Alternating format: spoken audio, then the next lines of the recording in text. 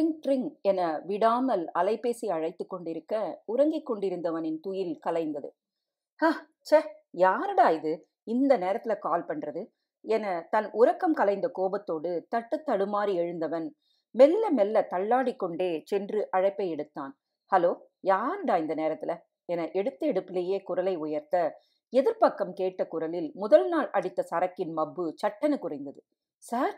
"சரி, இல்ல, நேரத்துக்கு அங்க இருப்பேன் சார்." "சரிங்க சார்." என பேசி முடித்தவன் அலைபேசியை முறைத்த வண்ணம் சிறிது நேரம் நின்றிருந்தவன் பட்டன வைத்துவிட்டு தன்னுடைய இடத்திற்கு சென்று அமர்ந்தான்.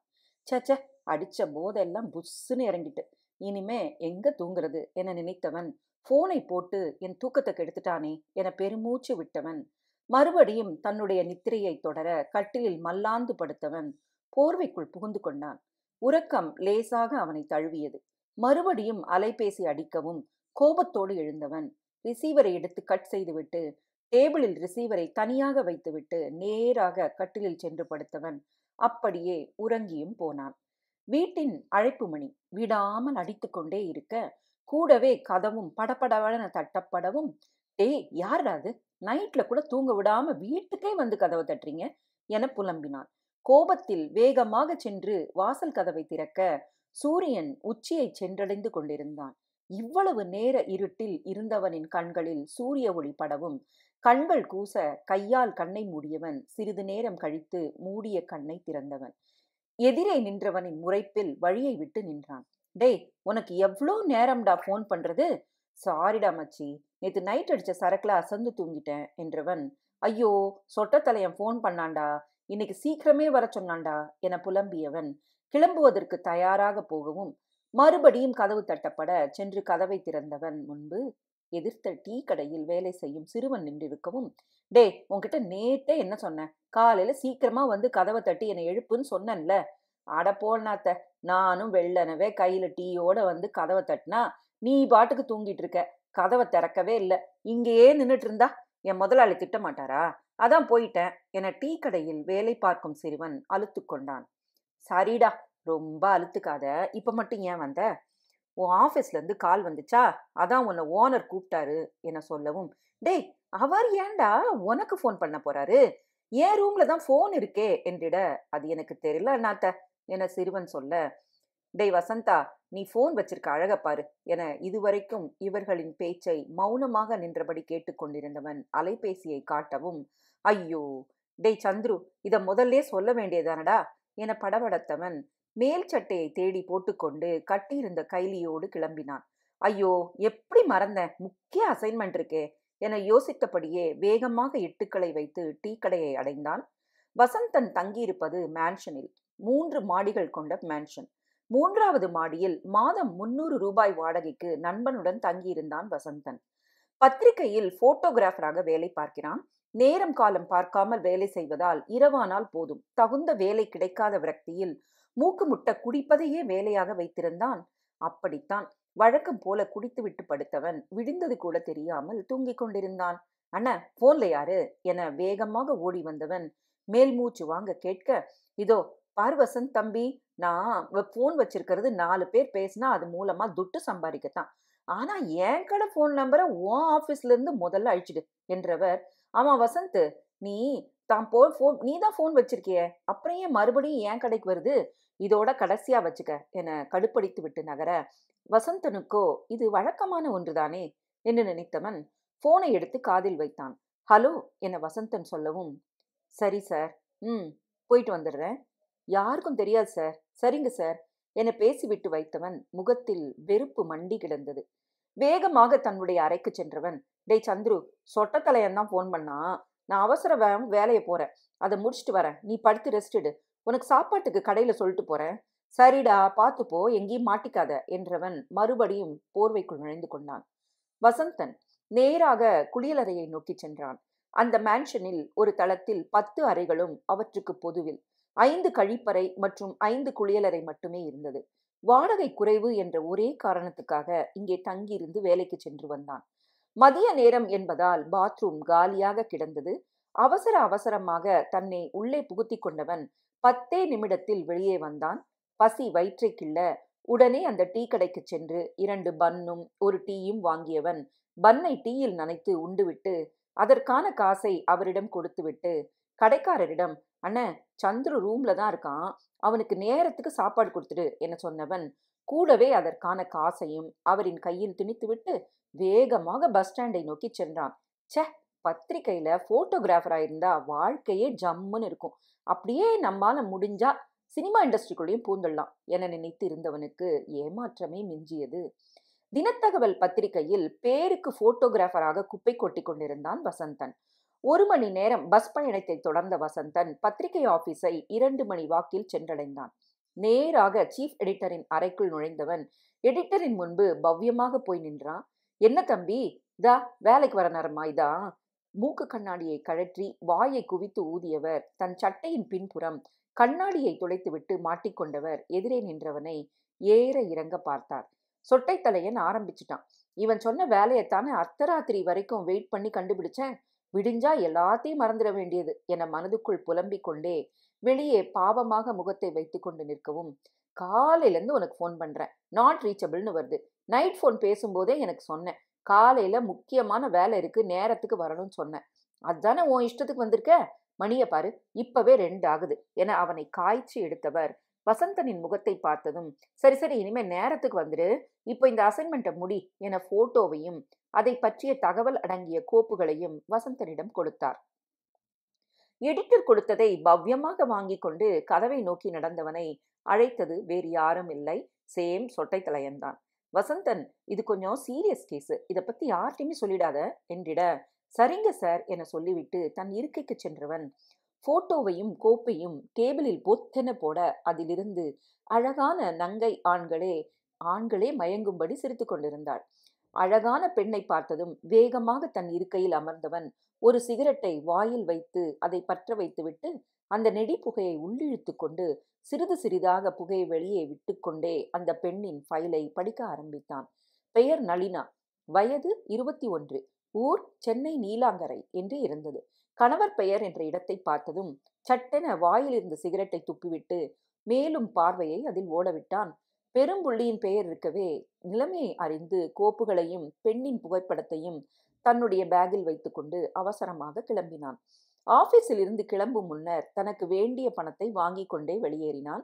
இவனுக்காக ஆபீஸில் கொடுக்கப்பட்ட 2 சக்கர வாகனத்தை எடுத்துக்கொண்டு நேராக நீலாங்கரைக்கு தன்னுடைய வண்டியை விட்டான். ச்சே, இது என்ன பத்திரிகை ஆபீஸா இல்ல டிடெக்டிவ் ஆபீஸா? போலீஸ் கண்டுபிடிக்க வேண்டியது எல்லாத்தையும் என்ன வச்சே கண்டுபிடிச்சு இந்த சொட்டத்திலையும் சைட்ல பணத்தை வாங்குவாரா? என்ன இழவுன்னே தெரில. வேற வேலை கிடைக்கிற வரைக்கும் இதுல இருக்க வேண்டியதுதான். வேலை மட்டும் கிடைக்கட்டும், இதை தூக்கி போட்டு போயிட வேண்டியதுதான். இன்னும் ஒரே ஒரு நாள் தான் இருக்கு, அதுக்குள்ள இந்த கேஸை முடிச்சாதான் எனக்கு லீவ் கிடைக்கும் என மனதுக்குள் முடிவெடுத்து கொண்டவன் செய்ய வேண்டிய வேலையை பார்க்க தன்னை தயார் செய்து கொண்டான். சில தகவல் பத்திரிகையிலிருந்து வசந்தன் வேலை கேட்டு போகும்போது அந்த இடமும் காலியாக இருக்கவில்லை.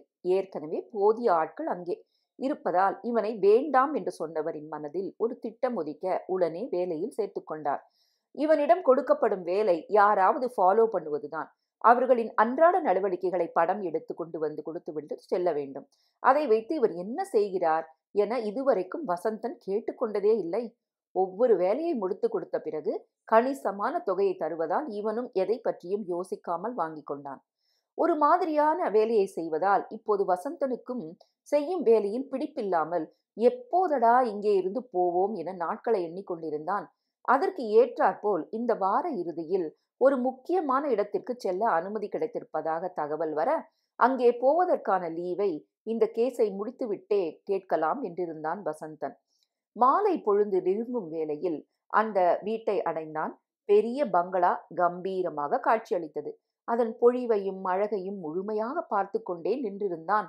செக்யூரிட்டி கண்கொத்தி பாம்பாக கேட்டின் அருகேயே அமர்ந்திருக்கவும் உள்ளே போவதற்கான வழியை யோசித்தபடியே நின்றிருந்தான் வசந்தன். இந்த பெண்ணோட கணவன் ஒன்றும் சாதாரண ஆள் இல்லையே, பெரும் தொழிலதிபர்.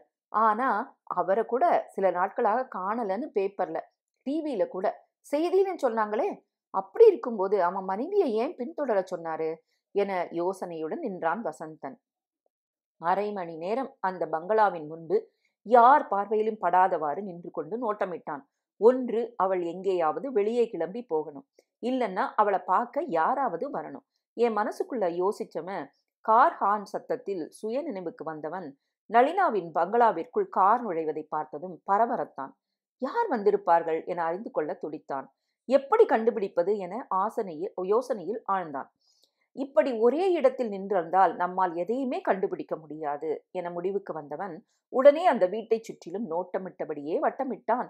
அப்போதுதான் பக்கத்து பங்களாவின் காம்பவுண்டும் நளினா வீட்டின் காம்பவுண்டும் ஒரே சுவராக இடது பக்கத்தில் இருக்கவும், அந்த வீட்டில் செக்யூரிட்டி யாராவது இருக்கிறார்களா என பார்த்து கொண்டே வீட்டை நெருங்க, காவலாளி இல்லை என தெரிந்ததும் சட்டென உள்ளே நுழைந்தவன் மதில் சுவர் ஏறி நளினாவின் பங்களாவுக்குள் குதித்து விட்டான் வசந்தன்.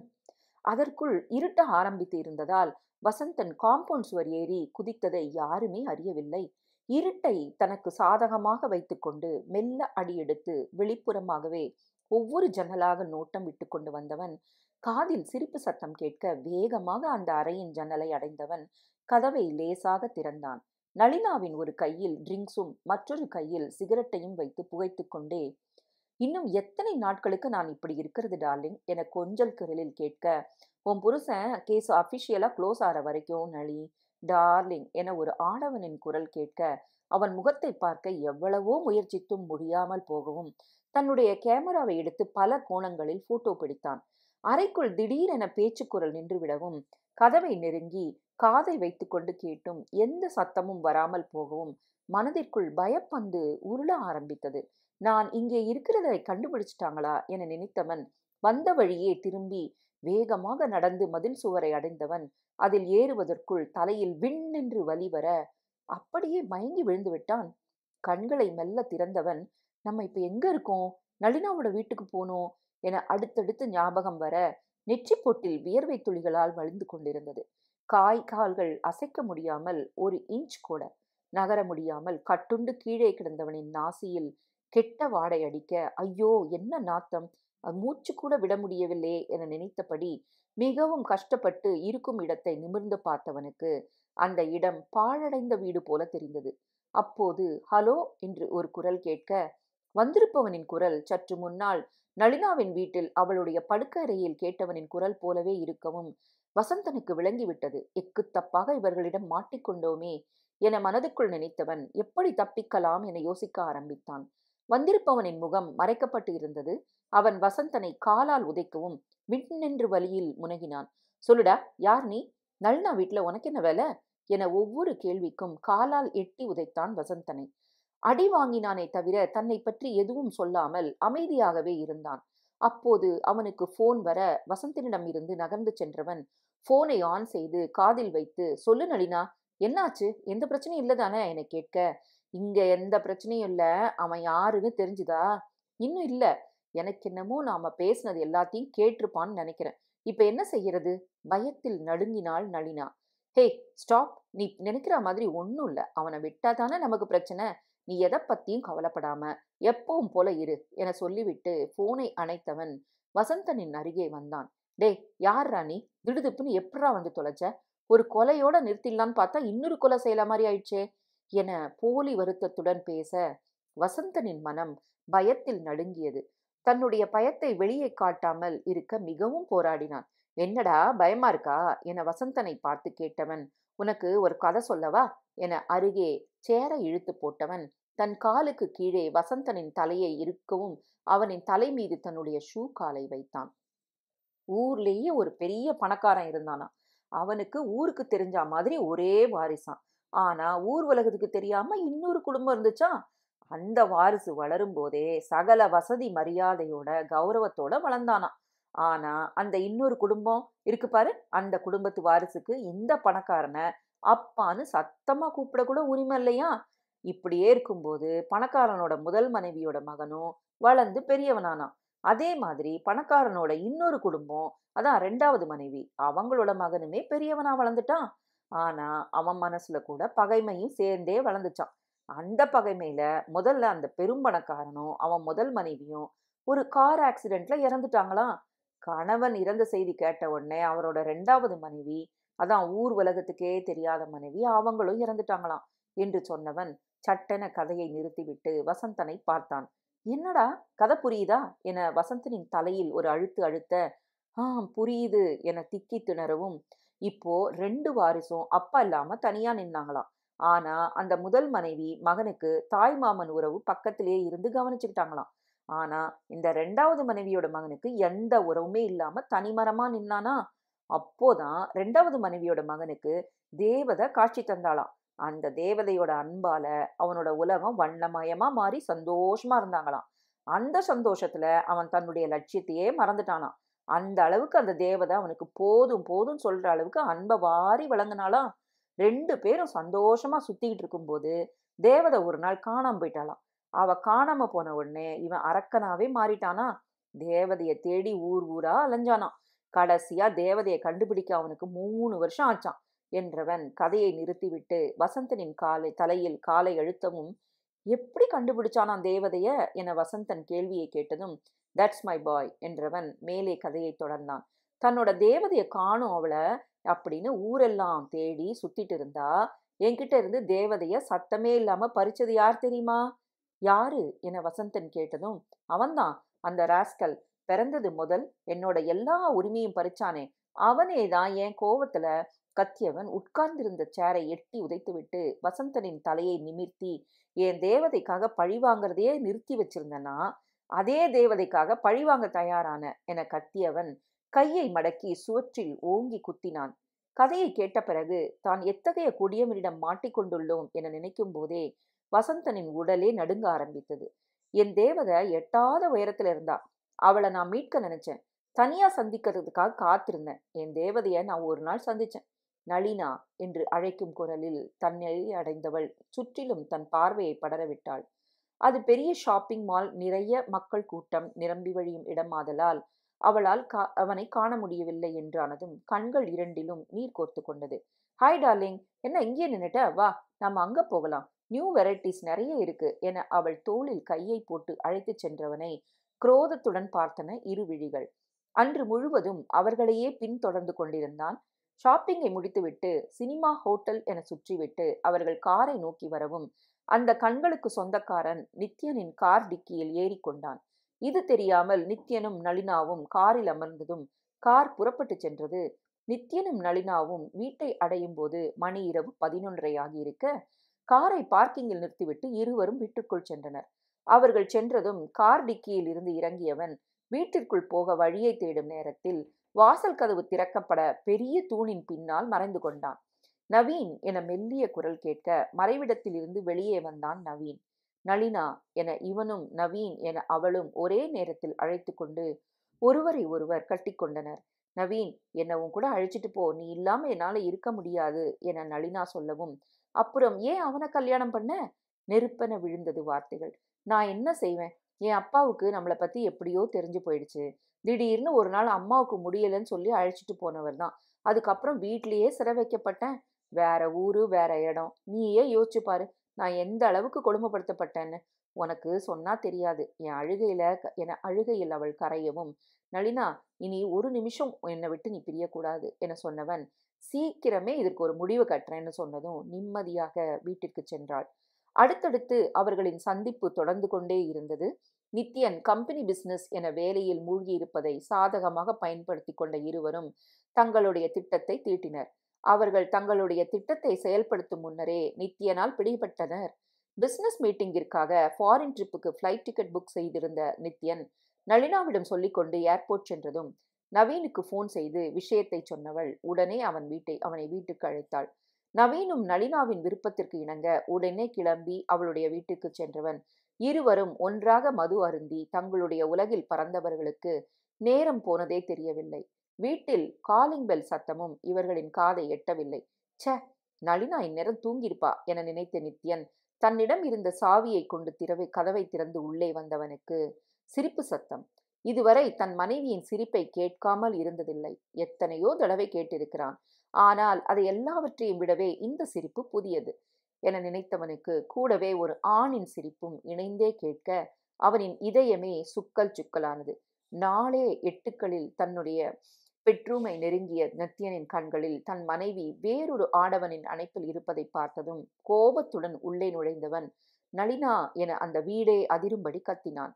திடீரென கணவனை பார்த்ததும் பயத்தில் உடல் நடுங்க நின்றிருந்த நளினாவின் கரங்களை பற்றிய நவீன் கண்களை மூடி திறக்கவும் சற்று தெம்பு வர, நித்யன், உங்க கோவம் நியாயமானதுதான். ஆனா எனக்கு நவீன் தான் வேணும். நவீன் இல்லாம என்னால இருக்க முடியாது. ப்ளீஸ் என்ன விட்டுடுங்க என கெஞ்சவும், வாய மூடுடி நாயே. ஆத்திரத்தில் வெளிவந்தன வார்த்தைகள். நான் உன் மேல எவ்வளவு அன்பு வச்சிருக்கேன். அந்த அன்புக்கு நீ தகுதியானவள் கிடையாது. உன்ன மாதிரி கட்டின கணவனுக்கு துரோகம் செய்யறவ இந்த உலகத்திலேயே இருக்கக்கூடாதுடி என்றவன் நளினாவை நெருங்கினான். நித்யன், நான் காதலிச்சது நவீன தான். என் அப்பாவோட கட்டாயத்தினால் தான் உன்னை மேரேஜ் பண்ணேன். எனக்கு உன் மேல இப்போ வரைக்கும் எந்த லவ்வும் வரல என சொன்ன அடுத்த நொடி நளினாவின் கழுத்தை நெரித்திருந்தான் நித்யன். என்னடி சொன்ன? லவ் இல்லையா? இந்த வார்த்தையை நீ நம்ம மேரேஜுக்கு முன்னாடி சொல்லியிருக்கணும். அதுவும் இல்லைன்னா மேரேஜ் முடிஞ்ச பிறகாவது என்கிட்ட சொல்லியிருக்கணும். அப்போலாம் வாயை மூடிக்கிட்டு இருந்துட்டு எவனோ கேடு கெட்டவனோட அதுவும் ஏன் பெட்ரூம்லேயே இருந்துட்டு பேசுறியா? லாஸ்ட் மினிட்ல பிஸ்னஸ் மீட்டிங் கேன்சல் ஆன உடனேயே ஐயோ பொண்டாட்டி தனியா இருப்பாளேன்னு ஓடி வந்தா, சபாஷ், உன்னோட குடும்ப குத்து வழக்கு டிராமாவை தூக்கிட்டு சிவப்பு விளக்குக்காரியா நிக்கிற என் சொன்னவன் அவளை தன் கைகளுக்குள் இருக்கினான். நித்யனின் பிடியில் நளினாவின் மோசமான நிலையை கண்டவனுக்கு இதுவரைக்கும் தனக்குள்ளே புதைந்திருந்த கோபம் வெளிவர அருகில் இருந்த வெயிட்டான ஃப்ளவர் வாஷை எடுத்து நித்யனின் தலையில் தன் கோபம் தீர அடிக்கவும் இரத்த வெள்ளத்தில் கீழே விழுந்தான் நித்யன். நவீன், என்ன பண்ணிட்ட? இப்ப நாம என்ன செய்யறது என பயத்துடன் கேட்ட நளினாவிடம் தன் திட்டத்தை கூற அவளும் அதற்கு சம்மதித்தாள். இரவோடு இரவாக நித்யனின் உடலை கொண்டு போய் புதைத்தவர்கள் அவன் வெளிநாடு சென்றது போலவே காட்டிக்கொண்டனர். அவன் திரும்ப வருவதாய் சொன்ன தேதியை வைத்து போலீசில் புகார் அளித்தனர். அவர்களும் நித்யனை பற்றிய முழுமையான விசாரணைகள் நடத்தி அவனை பற்றி துப்பு எதுவுமே கிடைக்காமல் தேடி வருகின்றனர். என்னடா, கதையை கேட்டியே, கதை எப்படி இருக்கு என நவீன் ஆங்காரமாக கேட்க, காதல் காவியமா தான் இருக்கு என நக்கலான பதிலை வசந்தன் சொன்னதும் அவனுடைய தலையை அழுத்தி மிதிக்க வலியில் அலறினான். எங்களோட ரகசியம் தெரிஞ்ச யாருமே உயிரோடு இருக்க முடியாது. உனக்கு எல்லாமே தெரிஞ்சிடுச்சு. சோ நீ செத்துடு என சொல்லிக்கொண்டே வசந்தனை கத்தியுடன் நெருங்கி அவனின் தலையை துண்டாக்கினான். ஆ, கொலை கொலை கொலை என அவன் என்னை கொன்னுட்டான், என் தலையை துண்டாக்கிட்டான் என அலறியபடியே பெட்டில் இருந்து குதித்தவனை பார்த்து, டேய் வசந்தா, என்னடா, யாரு கொலை செஞ்சது? என்ன கொலை? எதுக்குடா இப்படி நீ இப்படி பாதி ராத்திரியில கத்துற என சந்துரு அவனை திட்டிக் கொண்டே லைட்டை போடவும் வேகமாக கண்ணாடி முன்பு நின்று தன்னை ஆராய்ந்தவன், நான் நல்லா தாண்டா இருக்கேன் என கழுத்தை தொட்டு பார்த்து கொண்டவன், ச்சே, என்னடா கனவு இது? நானே சாகிற மாதிரி கனவு கண்டிருக்கேன் என வியர்வையில் குளித்தவன் போல் நடுக்கத்துடன் அமர்ந்திருந்தான் வசந்தன். அவன் தோள் மீது சந்துரு கையை வைக்கவும் பயத்தில் அலற, டேய், நான் தாண்டா, எதுக்குடா கனவுக்கெல்லாம் இப்படி ஓவர் ரியாக்ட் பண்ற என கடிந்து கொள்ள, டேய், உனக்கு என்ன பார்த்தா சிரிப்பா இருக்கா? நடந்ததை கேட்ட நீயே பயத்துல உச்சா போயிடுவ. இப்படி கொஞ்ச நேரத்துக்கு முன்னே நீ போனியே, அப்படியா என நக்கலுடன் சிரிக்க, போடாடா என கோபத்துடன் சென்று படுத்தவன் விட்டத்தை பார்த்தபடியே இருக்கவும், டேய், நான் இது வரைக்கும் அப்படி ஒரு பொண்ணை என் வாழ்நாள்ல பார்த்ததே இல்லடா என தான் கண்ட கனவை முழுமையாக சொல்லி முடிக்க, டேய் மச்சான், நீ பத்திரிகையில வேலை பார்க்குறியா என வயிற்றை பிடித்து கொண்டு சிரித்தான் சந்துரு. ஏண்டா, நீயே ஐடி ஃபீல்ட ப்ராஜெக்ட் மேனேஜரா இருக்க, இதுல பத்திரிகையில போட்டோகிராஃபராவா? ம், கதை செம்ம இன்ட்ரெஸ்டிங்காக தான் இருக்கு. என்ன பண்ணலாம்?